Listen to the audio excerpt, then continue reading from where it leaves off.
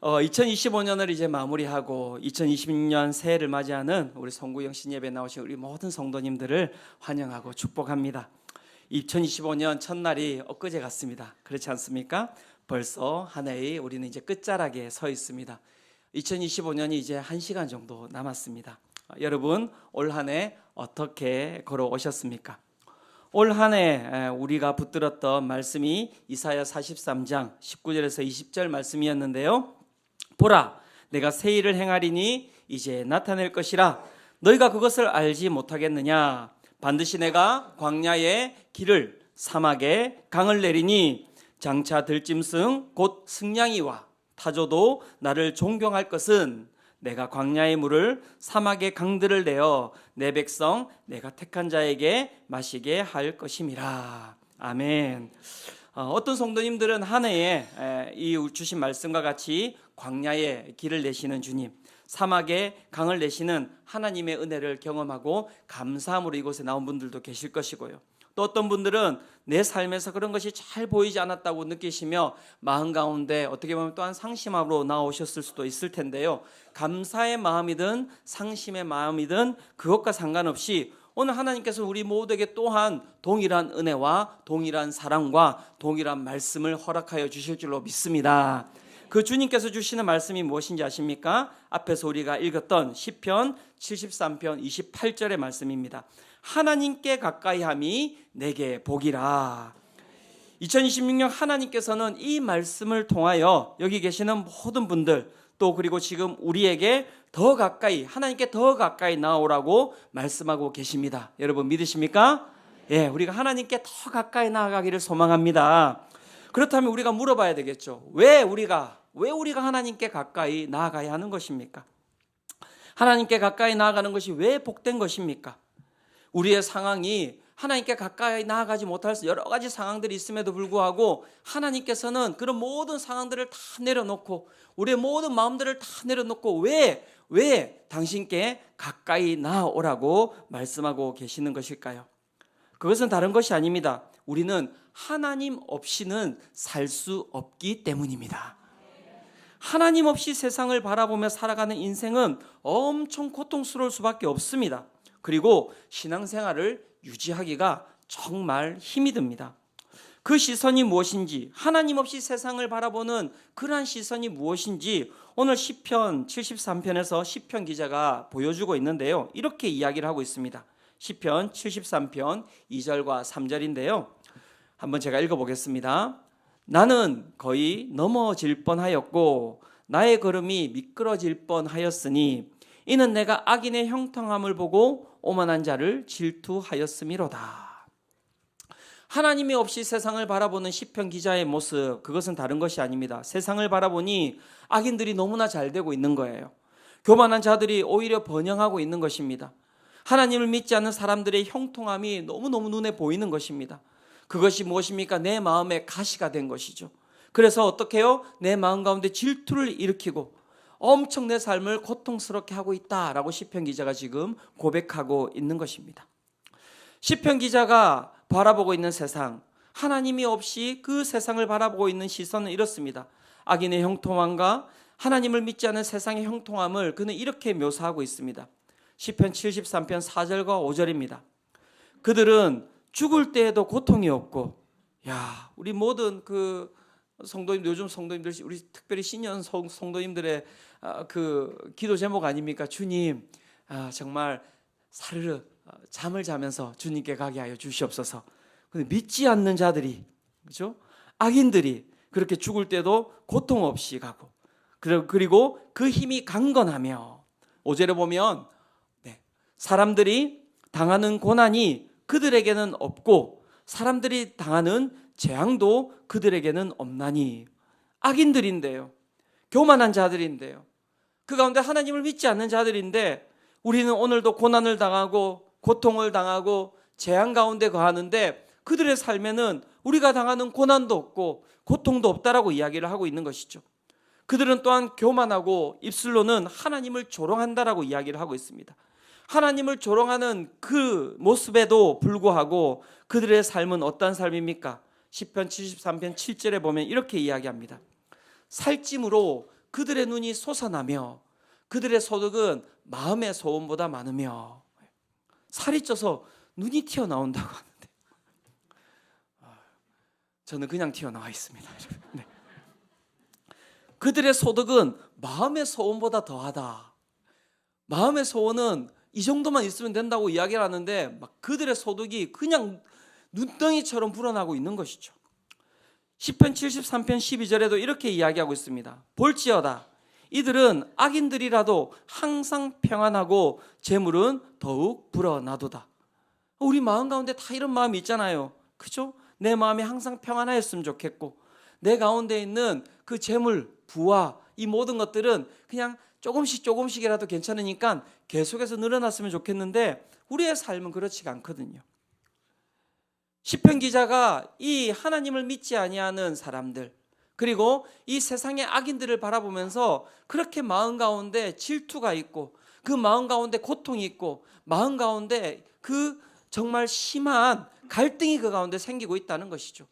그래서 어떻게 해요? 넘어질 뻔하였고 나의 걸음이 미끄러질 뻔하였다. 무슨 말이겠습니까? 하나님 내가 정말 믿기 싫어졌다 이 이야기를 하고 있는 것입니다.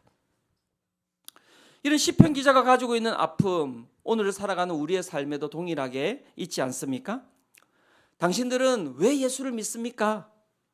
예수 믿으면 복 받는다면서요. 왜 그런데 당신의 삶은 그런가요? 왜 당신의 가정은 그런가요? 왜 당신의 자녀들은 그런가요? 라고 말하는 수많은 세상 사람들의 모습이 있지요. 우리의 가정 가운데 믿지 않는 우리의 가족들도 그렇게 이야기하지 않습니까? 예수 믿으며 뭐 하냐고. 그렇게 예수 믿어서 너의 삶이 그런 것이냐고.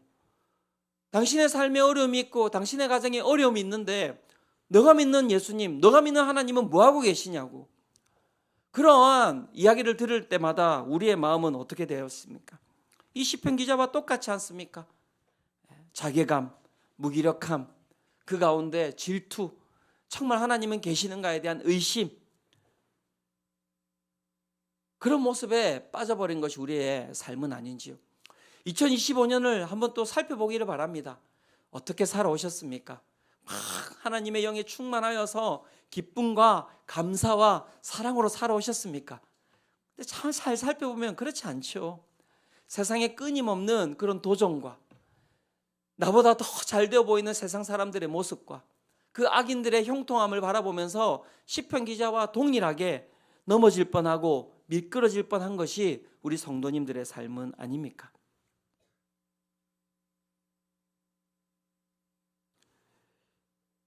그러한 모습을 바라보며 우리는 오늘도 자괴감과 무기력함에 빠져 있는데요. 이러한 삶에서 그러면 우리가 어떻게 해야 되는 것일까요? 다른 것이 아닙니다. 이러한 삶의 원인을 우리가 잘 살펴볼 필요가 있는데요. 항상 우리는 원인을 다른 곳에서 찾고 있습니다. 하나님 왜 저 악인들을 그냥 둡니까? 하나님을 믿지 않는 저 사람들이 저렇게 잘 되고 있는데 우리의 삶은 왜 이렇습니까? 하나님 좀 어떻게 해보시기를 바랍니다. 끊임없이 하나님과 세상에 끊임없이 우리의 시선은 가 있는데요. 사랑하는 성도 여러분, 거기에서 원인을 찾으시면 안 돼요.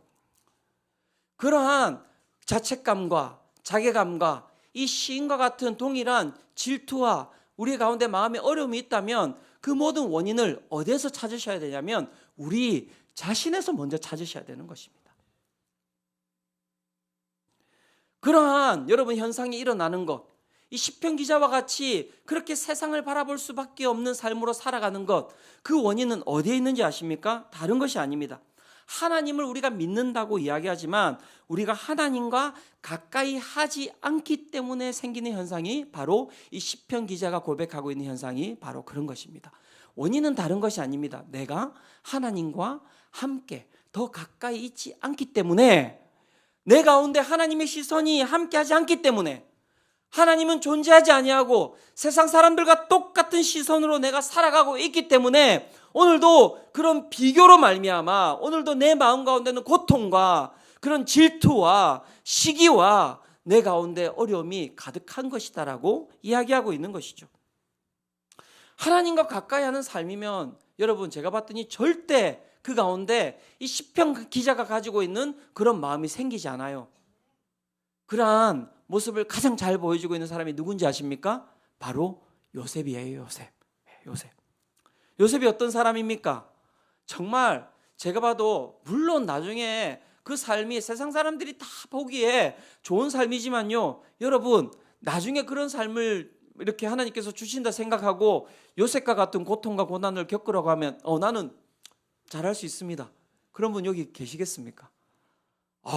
저는 그 고통과 고난 저는 싫습니다. 그냥 평범하게 살고 싶습니다. 그렇지 않습니까? 형제들에게 살해당할 그 상황 가운데 놓이고요. 형제들에게 옆에 있는 형제가 나를 갖다가 죽이려 하고, 그 가운데서 어떻게 됩니까? 형제들의 손에 그 가운데서 노예로 누군가에게 팔려버리고, 누군가 나를 갖다가 팔아버린 거예요. 노예로. 그것이 누구입니까? 나의 형제들인 것이죠. 그러한 부분에 있어서 그 어릴 때 그러한 경험을 하였는데 얼마나 마음 가운데 상처가 크겠습니까?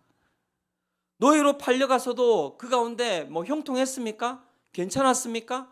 뭔가 그 가운데서 잘 될 것 같은, 보디발의 집에 가서 잘 될 것 같은 그런 상황이었는데 그 상황 가운데서 어떤 일이 벌어졌습니까? 보디발의 아내 때문에 또 누명을 쓰게 되었지요. 그렇게 누명을 쓰고 그는 어떻게 됩니까? 감옥에 갇히게 되는 것입니다. 별 달게 된 거예요, 여러분. 빨간 줄 끄인 거예요.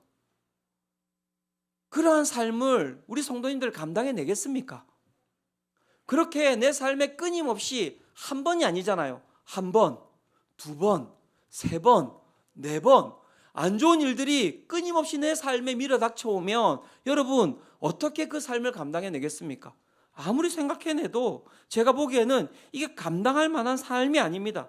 완전히 세상적으로 봤을 때는 완전히 망한 인생이에요. 망한 인생. 망해도 꼬여도 이렇게 꼬일 수가 없는 것 아니겠습니까? 그런데 요셉의 삶을 잘 살펴보시기 바랍니다. 내 옆에 나를 팔았던, 내 옆에 나를 모함했던 그 악인들의 삶은 너무나 형통한 거예요. 망하지도 않습니다. 그들의 삶은 너무너무 끊임없이 잘 그 풍요로운 삶으로 살아가고 있는 거예요. 그런데 자신의 삶은 가면 갈수록 정말 지하 1층인 줄 알았는데 끝인 줄 알았는데 지하 1층이 끝이 아닌 거예요. 지하 2층이 있고 지하 3층이 있고 지하 10층이 있고 내려가도 끝도 없이 내려가는 것이 이 요셉의 인생이 아니냐고요. 그런데 그가 분노합니까? 그가 질투합니까? 그가 자괴감에 빠져 있습니까? 그가 무기력함에 빠져 있습니까? 그렇지 않은 거예요, 여러분. 그렇지 않은 거예요. 이 이야기를 잘 보셔야 됩니다. 왜 그는 그런 어려운 가운데서도 그 악인의 형통함을 바라보면서도 그 가운데서 이 시편 기자와 같이 우리와 같이 그 가운데서 질투하지 아니하고 그 가운데서 고통당하지 아니하고 그 가운데서 자괴감과 무력감에 빠지지 아니하고 그렇게 끊임없이 그렇게 잘 살아갈 수 있었을까요? 다른 것이 아닙니다. 제가 딱 보았는데요. 답은 여기에 있습니다. 창세기 39장 2절과 3절인데요. 우리 같이 한번 읽어보도록 하겠습니다. 함께 읽겠습니다. 자, 시작. 여호와께서 요셉과 함께 하심으로 그가 형통한 자가 되어 그의 주인 애굽 사람의 집에 있으니 그의 주인이 여호와께서 그와 함께 하심을 보며 또 여호와께서 그의 범사에 형통하게 하심을 보았더라. 아멘. 자, 요셉이 그 애굽 사람의 집에서 그 가운데서 그 모든 어려움과 고통을 감당해낼 수 있었던 이유는 어디에 있다고 말씀이 이야기하고 있습니까? 여호와께서 어떻게 해요? 요셉과 함께 하심으로 합니다. 요셉. 하나님께서는 어떻게 보면 참 짓궂으세요. 어떻게 해주시면 제일 좋습니까? 내가 노예에서 풀려서 자유민이 되면 제일 좋잖아요. 그런데 노예에서 풀어주진 않으시고 어떻게 하십니까? 노예의 삶에서도 어떻게 해요? 형통함으로 그 노예의 삶이 자신을 지배하지 않도록 어떻게 해요? 힘을 주시는 것으로 그의 삶을 이끌어가고 계시는 거예요. 이걸 잘 보셔야 됩니다. 그가 그렇게 하다가 또 어떻게 됩니까? 옥에 갇히게 되잖아요. 보디발의 아내를 갖다가 어떻게 해요? 성추행하였다라는 그런 누명을 쓰고 그가 옥에 갇히게 되지 않습니까? 거기에서도 마찬가지입니다. 창세기 39장 23절입니다. 이 부분도 우리 같이 한번 읽어보겠습니다. 자, 시작. 간수장은 그의 손에 맡긴 것을 무엇이든지 살펴보지 아니하였으니 이는 여호와께서 요셉과 함께 하심이라. 여호와께서 그를 범사에 형통하게 하셨더라. 아멘. 자, 그가 옥에 갇혀 있습니다. 근데 옥에 갇혀서도 그의 삶이 어떠하고 있다고 합니까? 죄수임에도 불구하고 죄수 가운데서도 어떻게 해요? 형통한 삶을 살았다. 형통하다는 것은 무엇이었을까요? 많은 사람들에게 인정받는 삶을 살았다. 그래봤자 죄수 아닙니까, 여러분? 인정받는 죄수, 인정받지 않는 죄수. 똑같은 무엇입니까? 죄수. 여러분, 죄수가 좋습니까? 옆에 있는 분들에게 형통한 죄수가 되시기를 축원합니다. 이러면 이게 축복입니까? 저주입니까? 저는 그런 축복이라도 받고 싶습니다. 이런 분 계시겠습니까? 아니잖아요. 예수 참 하나님께서는 짓궂으시다니까요. 어떻게 해요? 그 죄수로 있는 그 모습에서 어떻게 해요? 풀어주지 않으시고 죄수로 있게 만드세요. 그리고 어떻게 해요? 죄수의 삶에서도 어떻게 해요? 그 가운데 낭망하고 낙심하지 아니하고 어떻게 해요? 마음의 힘을 가지고 살아갈 수 있는 능력을 어떻게 하고 있다는 것입니까? 주시고 계시다는 것이죠. 기가 막힌 인생 아닙니까? 자, 여러분 여기에 주목하셔야 됩니다. 요셉의 삶에 죽음이 있었습니다. 고난이 있었습니다. 누명도 있었습니다. 상처가 있었습니다. 억울함이 있었습니다. 그런데 하나님께서 함께 하셨기에 어떤 일이 벌어지고 있는 것입니까? 그 무엇도, 그 누구도, 그 어떤 것도 무엇입니까? 이 요셉의 삶을 무너뜨리고 있지 못하고 있다는 것입니다. 왜 그렇습니까? 하나님께서 그와 함께하고 계시기 때문에 그렇습니다. 누가 뭐라 해도, 누가 자신을 하찮게 여긴다 하더라도 그는 그 가운데 비굴하지도 않았고요, 세상을 부러워하지도 않습니다. 왜요? 하나님께서 함께 하시는 것이 이 세상에 있는 모든 것들보다도 더 좋은 것임을 그가 깨달았기 때문에 그런 것입니다. 그래서 자신의 인생을 그는 이렇게 해석하고 있습니다. 창세기 45장 8절입니다. 그런즉 나를 이리로 보낸 이는 당신들이 아니요, 그 형들을 만났던 때 아닙니까? 총리가 되어서 그가 힘을 부릴 수 있었을 때입니다. 그가 형들을 바라보면서 형들을 갖다가 핍박하고 형들을 모욕하고 형들에게 그 가운데 복수하지 않고 그가 뭐라고 이야기하고 있습니까? 나를 이리로 보낸 이는 당신들이 아니요, 누구시라? 하나님이시라. 하나님이 나를 바로에게 아버지로 삼으시고 그 온 집의 주로 삼으시며 애굽 온 땅의 통치자로 삼으셨나이다. 사랑하는 성도 여러분, 너무나 매력적인 삶이 아닙니까? 아닙니까? 그 어떤 것도 무너뜨릴 수 없는 삶, 그 어떤 것도 나를 협박할 수 없는 삶. 여러분, 무엇이 두려운 삶이었겠습니까? 아무것도 그의 삶을 어떻게 해요? 두렵게 할 수가 없었던 것입니다. 사랑하는 성도 여러분, 이 요셉의 매력적인 삶을 가지시기를 축원합니다. 그렇죠? 그러면 무엇이 요셉과 같은 삶이 되게 하였습니까? 무엇이 요셉을 이렇게 매력적인 삶으로 만들었습니까? 계속 제가 반복하고 있지 않습니까? 다른 것이 아닙니다. 성경도 끊임없이 반복하고 있습니다. 우리가 생각하는 유력한 가문, 우리가 생각하는 수능 성적, 우리가 생각하는 IQ, 우리가 생각하는 연봉을 많이 주는 직장, 어디에 사는지, 무엇을 타고 다니는지, 그것이 이 요셉 가운데 매력적인 삶을 준 것이 아니라는 것입니다. 무엇이 매력적인 삶으로 요셉을 만들었습니까? 무엇이 요셉을 갖다가 그렇게 매력적인 삶으로 만들었습니까? 다른 것이 아니라 하나님과 가까이 하는 것, 그것이 요셉을 매력적인 삶으로 만든 것입니다. 저는 오늘 우리 성도님께서 이렇게 멋진 삶, 하나님과 가까이 하는 2026년이 되기 위하여서 우리 성도님들께서 기억해야 할 두 가지를 말씀드리고자 합니다. 첫 번째, 우리 성도님들께서 기억해야 될 삶은 무엇이냐면 하나님의 성소에 거하는 삶입니다. 사랑하는 성도 여러분, 2026년 매력적인 삶을 살기를 원하십니까? 하나님의 성소에 거하시기를 축원합니다. 오늘 본문을 살펴보면요, 시편 기자의 시선이 고통과 질투와 무력한 시선에서 한 번에 변화되는 그 시점을 우리가 볼 수 있는데요. 시편 73편 17절에 보면 시편 기자가 막 세상을 바라보면서 질투하고 원망하고 하나님 어디 계십니까 이야기하고 나는 미끄러집니다. 나는 넘어집니다. 나는 자빠집니다. 주님 죽을 것 같습니다. 그렇게 이야기하다가 갑자기 그 삶이 변화됩니다. 자, 시편 73편 17절 같이 한번 읽어볼까요? 함께 읽겠습니다. 자, 시작. 하나님의 성소에 들어갈 때야 그들의 종말을 내가 깨달았나이다. 아멘. 자, 시편 기자의 시선이 한 번에 변화되는데요. 언제 그의 시선이 변화되었다고 이야기를 하고 있습니까? 네, 하나님의 성소에 들어갈 때야 라고 이야기하고 있습니다. 여기서 이야기하는 성소는 단순한 건물이 아닙니다. 그 성소는 무엇이냐면 하나님, 전지전능하신 하나님, 이 땅 가운데서 가장 위대하신 하나님, 이 땅의 통치자이신 그 하나님의 임재를 깊이 경험하는 그러한 장소가 바로 성소입니다. 그곳에서는 우리의 시선이 바뀝니다. 세상이 아닌 하나님으로 인해 해석되는 인생을 살게 됩니다.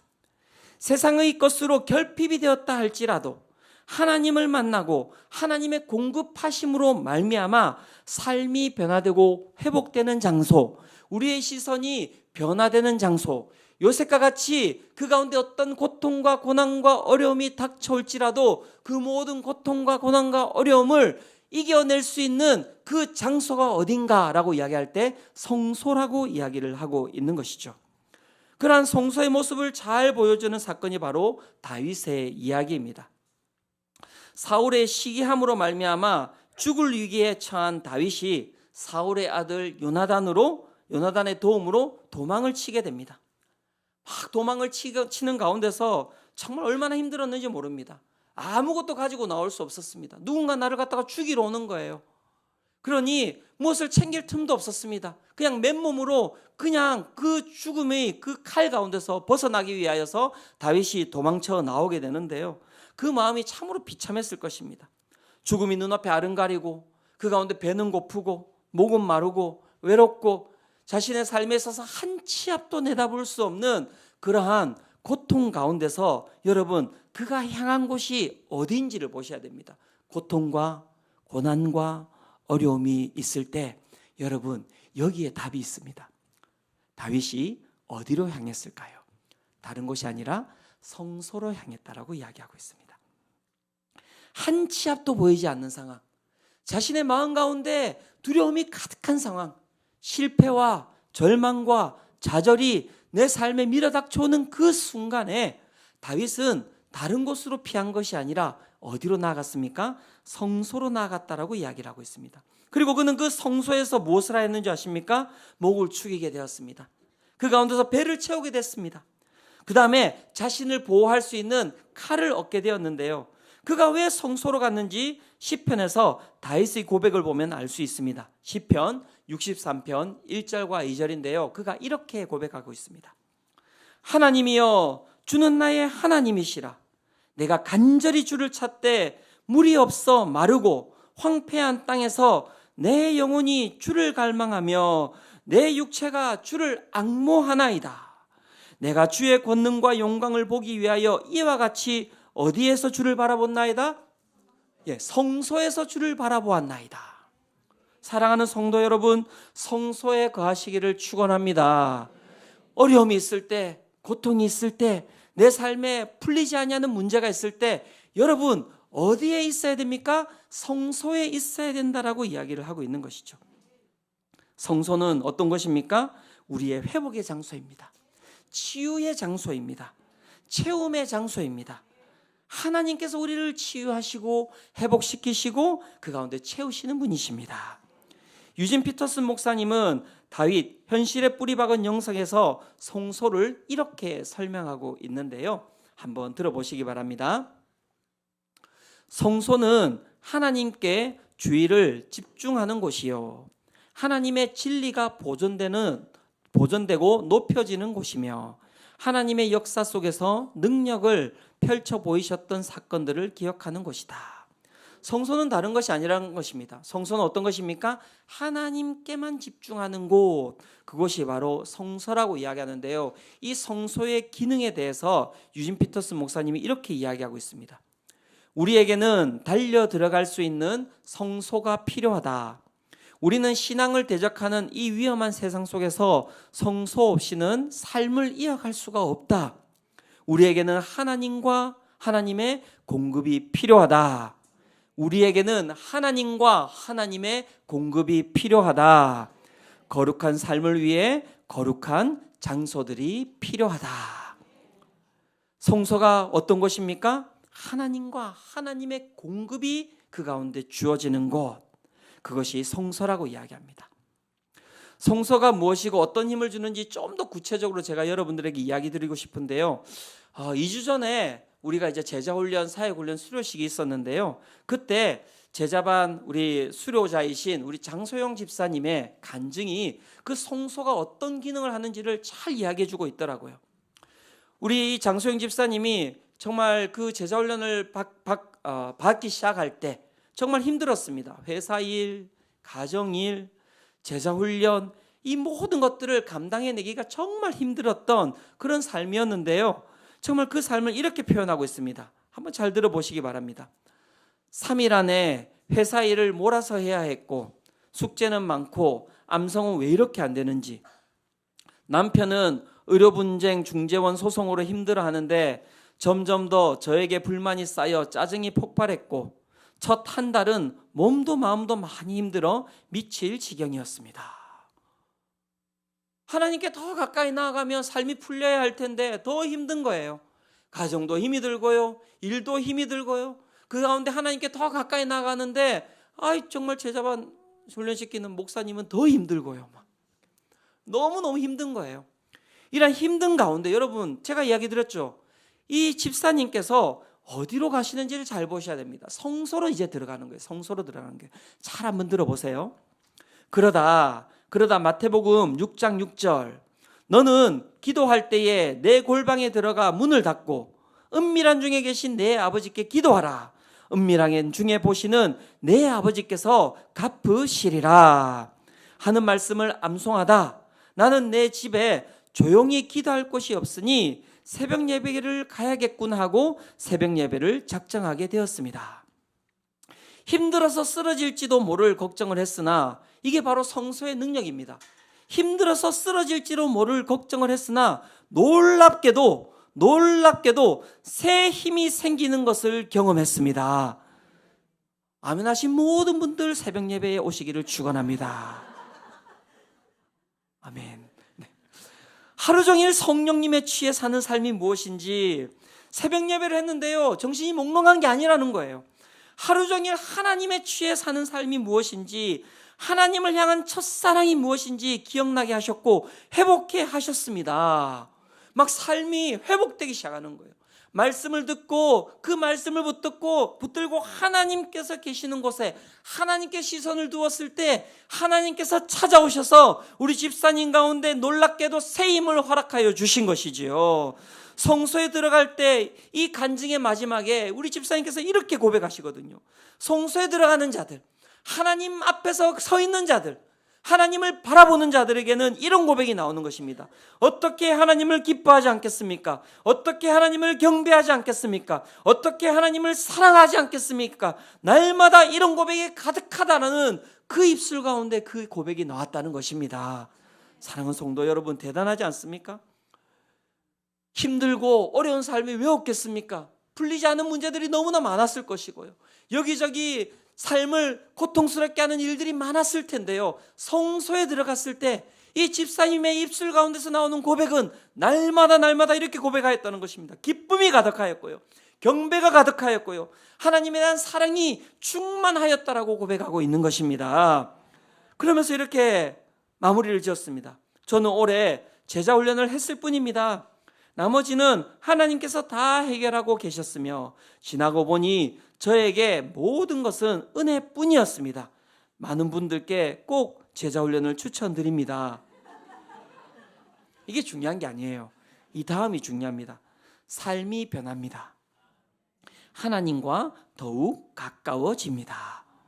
이 집사님께서 삶에 기쁨이 충만하였고, 삶에 경배가 충만하였고, 삶에 사랑이 충만하였고, 그 가운데 힘이 충만한 그 이유는 다른 것이 아니라 하나님과 더욱 가까워졌기 때문입니다.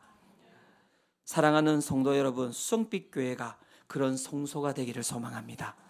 오늘 이 송구 영신 예배가 여러분들에게 그러한 성소가 되기를 축원합니다. 하나님과 가까이 하는 2026년이 되기 위해 또 우리 성도님들께서 기억해야 될 두 번째, 그것은 무엇일까요? 다른 것이 아닙니다. 하나님께 가까이 나아가기 위해서 힘쓰는 삶을 사시기를 축원합니다. 힘쓰셔야 된다는 것입니다. 시편 73편 28절, 시편 기자는 이렇게 자신의 삶을 고백하고 있습니다. 시편 73편 28절 같이 한번 읽어보도록 하겠습니다. 자, 시작. 하나님께 가까이함이 내게 복이라. 내가 주 여호와를 나의 피난처로 삼아 주의 모든 행적을 전파하리이다. 아멘. 믿으십니까? 아멘.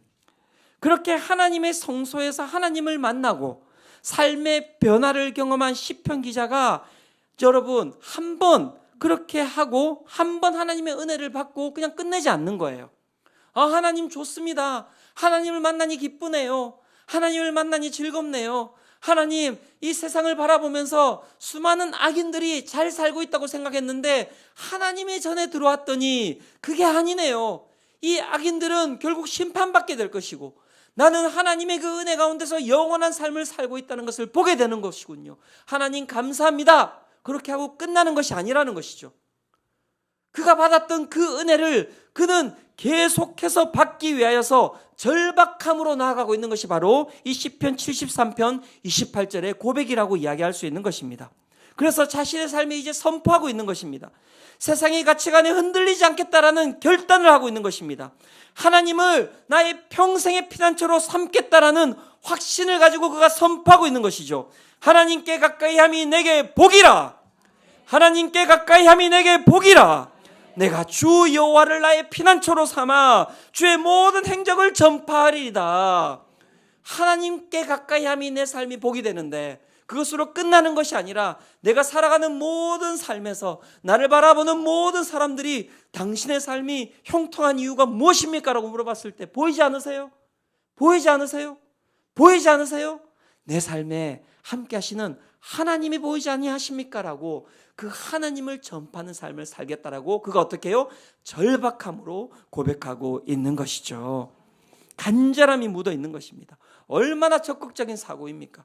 사랑하는 성도 여러분, 2026년 이렇게 절박함으로 하나님께 가까이 나아가시기를 축원합니다. 사랑하는 성도 여러분, 성경은 끊임없이 우리 가운데 많은 사람들의 이야기를 통하여서 많은 스토리를 통하여서 갈망하라고 이야기하고 있습니다. 갈망하라고 이야기하고 있습니다. 하나님께 가까이 나감을 갈망하라고 이야기하고 있는 것입니다. 성경 가운데 가장 악한 시대라고 이야기하면 그것은 바로 엘리야의 시대였을 것입니다. 엘리야가 얼마나 능력이 있었습니까? 그런데 그 악한 그 아합과 그 아내, 그죠? 이사벨, 그로 말미암아 그가 무너졌지 않습니까? 그러니까 그 시대가 엄청 여러분 어두운 시대였던 거예요. 그런 어두운 시대 가운데 이제 엘리야가 여러분 하나님께로 올라가고 그 다음 후계자를 삼는데 엘리사를 후계자로 삼잖아요. 여러분 엘리사가 얼마나 힘들었겠냐고요. 마음이 얼마나 두려웠겠냐고요. 그 악인을 보면서 나도 망하지 않을까라고 그 가운데 그런 생각을 하지 않았겠습니까? 그런데 그때 여러분 엘리사가 구했던 게 무엇입니까? 열왕기하 2장 9절입니다. 건너매 엘리야가 엘리사에게 이르되 나를 내게서 데려감을 당하기 전에 내가 내게 어떻게 할지를 구하라. 엘리사가 이르되 당신의 성령이 하시는 역사가 갑절이나 내게 있게 하소서 하는지라. 당신의 영감이 갑절이나 내게 있기를 구하나이다. 다른 표현이 아닙니다. 나는 하나님께 더 가까이 있고 싶습니다라는 갈망을 표현하고 있는 것이죠. 그뿐만이 아닙니다. 여러분 나사로도 뽕나무에 올라간 이유가 무엇입니까? 예수 그리스도에 대한 갈망이죠. 바디메오가 소리를 지릅니다. 다윗의 자손 예수여! 라고 소리를 질렀던 이유가 무엇입니까? 예수님에 대한 갈망이었습니다. 12의 혈루증으로 앓은 여인이 예수님의 옷에 손만 대어도 구원을 얻을 수 있다는 믿음으로 나갔던 이유가 무엇입니까? 그 마음 가운데는 갈망이었지요. 사랑하는 성도 여러분, 수로보니게 이방인 여자가 자기 딸을 위해서 자신을 개로 비유함에도 불구하고 굴하지 아니하고 나갔던 이유가 무엇입니까? 예수 그리스도에 대한 갈망이었습니다. 사랑하는 성도 여러분, 우리가 믿는 하나님께서 정말 여러분을 사랑하십니다. 믿으십니까? 그렇다면 하나님을 갈망하며 나가는 우리 모든 성도님들 되시기를 축원합니다. 결론을 맺고자 합니다. 우리 성도님들 가운데 아픔이 있습니다. 그죠? 어려움이 있습니다. 풀리지 아니하는 경제적인 문제들이 있고요. 내 가족들의 구원에 대한 문제들, 다들 절박한 기도 제목들이 다 있지 않습니까?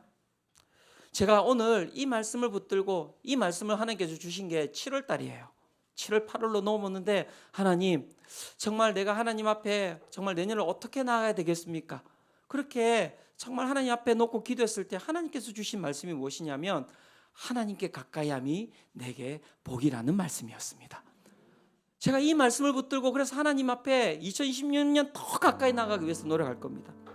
주님, 나의 기도로 말미암아 내가 하나님께 더 가까이 나아감으로 말미암아 주님, 우리 성도님들이 하나님께로 더 가까이 나가는 삶이 되게 하여 주시옵소서.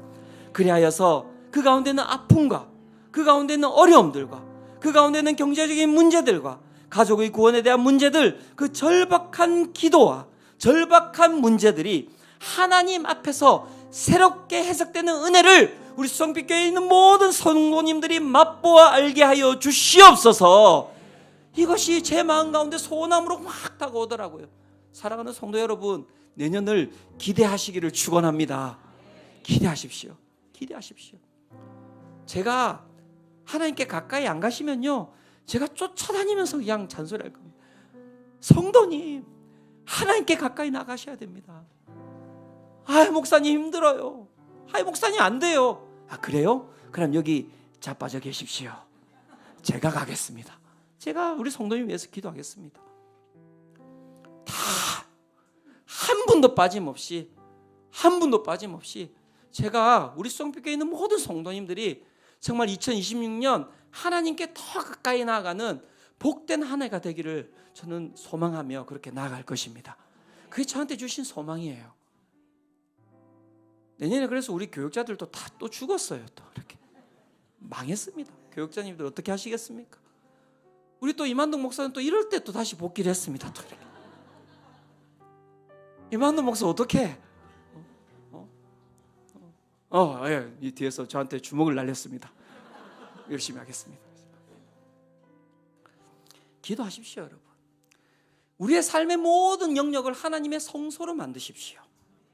그리고 하나님 앞으로 더욱더 가까이 나아갈 때 여러분, 우리의 삶에 있는 문제들 우리가 해결할 수 있는 게 없어요. 우리 청소년 여러분, 우리 초등부 아이들, 이 말씀 꼭 기억해. 우리가 할 수 있는 게 없어, 얘들아. 하지만 하나님은 모든 것을 하실 수 있단다. 아이들은 아멘을 안 하네요. 우리 성도님들 믿으십니까? 무엇이 오늘 우리를 분노케 합니까? 무엇이 오늘 우리를 좌절케 합니까? 무엇이 오늘 우리를 고통스럽게 합니까? 주일에도 이야기 드렸지만 선하신 하나님을 믿으시기를 축원합니다. 우리가 가지고 있는 분노, 좌절, 그 고통, 그 무기력함은 절박한 마음을 가지고 하나님께 더 가까이 나아가는 재료가 될 것입니다. 하나님께 가까이 나아갈 때 모든 것을 새롭게 해석하시고 우리를 어두운 가운데서 하나님의 영광으로 이끄시는, 또한 믿지 않는 이 세상 가운데 누가 후회해야 되는 인생인지를 알게 하시는 하나님의 은혜가 우리 모든 성도님들 가운데 충만하게 임할 줄로 믿습니다. 2026년 하나님께 가까이 함이 내게 복이라, 이 고백이 우리의 삶에서 매일 실제가 되시기를 축원합니다.